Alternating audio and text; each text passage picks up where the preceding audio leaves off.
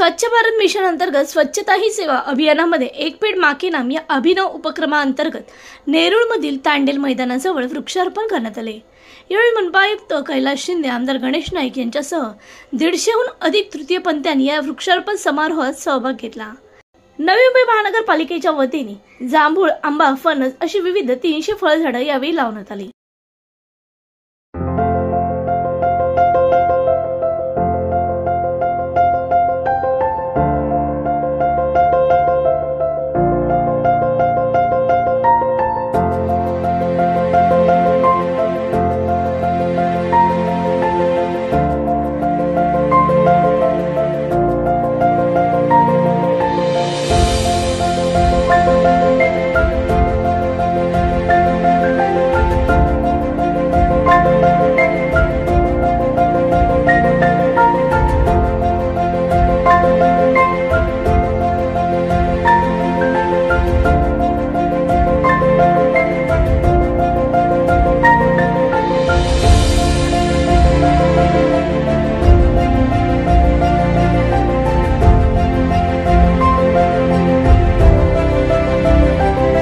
आज नवीन एक आपला अध्याय म्हणता येईल।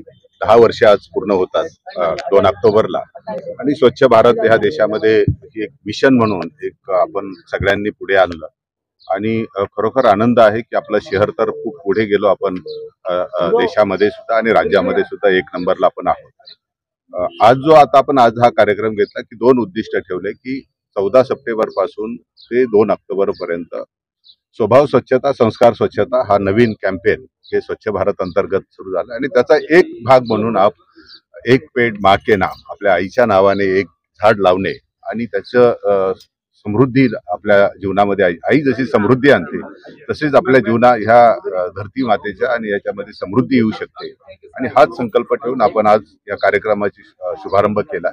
दुसरी सगळ्यात महत्त्वाची जबाबदारी आज असे की एक सामाजिक जबाबदारी आपल्या सर्वांवर येऊन ठेपलेली आहे। आपण आपल्या पूर्वजांकडून काहीतरी स्वीकारलं म्हणून आज आपण इथे उभे आहोत।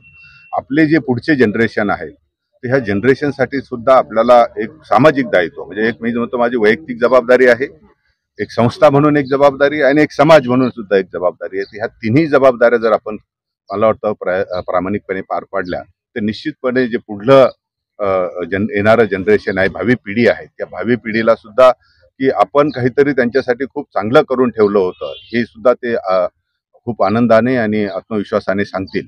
आज जगामध्ये आज आपण बघितलं तर ग्लोबल वॉर्मिंगचे जे आहेत आपल्याला नुकसान फायदे सगळ्यांपुढे आहेत।